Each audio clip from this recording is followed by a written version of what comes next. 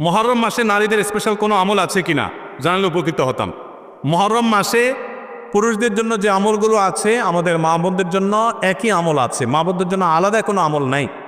মুহররম মাসের সবচেয়ে গুরুত্বপূর্ণ আমল হলো বেশি বেশি রোজা রাখা। বেশি বেশি কি রাখা? রোজা রাখা। নবী করিম সাল্লাল্লাহু আলাইহি সাল্লাম বলেছেন, আফদালুস সিয়ামি বা'দা রমাদান শাহরুল্লাহিল মুহররম। আল্লাহর কাছে রমজানের পরে নফল রোজার জন্য সবচেয়ে আদর্শ এবং শ্রেষ্ঠ মাস হলো মুহররম মাস। এই জন্য ভাই মুহররম মাসে বেশি বেশি নফল রোজা রাখার চেষ্টা করতে হবে।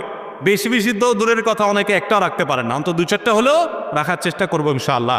মুহররম মাস কিন্তু শুরু হয়ে গেছে, মুহররম মাস আরম্ভ হয়ে গেছে, আমরা এখন মুহররম মাসের মধ্যে আছি।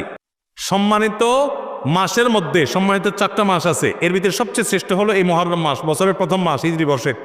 অতএব এই মাসের প্রধান আমল হলো বেশি বেশি নফল রোজা রাখা। দ্বিতীয় আমল হলো মুহররমের 10 তারিখ আশুরা, এই আশুরা উপলক্ষে 2টা রোজা রাখা।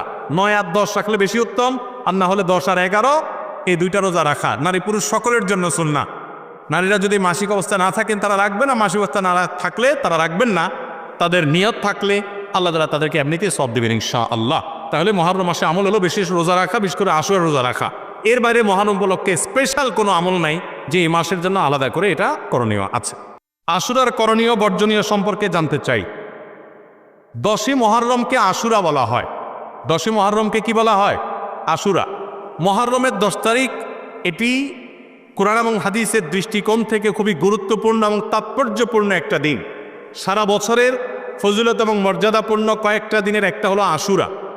মুহররমের 10 তারিখ বা 10ম দিনটি এটি তাৎপর্যপূর্ণ হওয়ার কারণ হলো এই দিনে আল্লাহ রাব্বুল আলামিন পৃথিবীর ইতিহাসে বহু নবী রাসূলকে অন্যায় এবং বাতিলের বিরুদ্ধে বিজয় দিয়েছেন।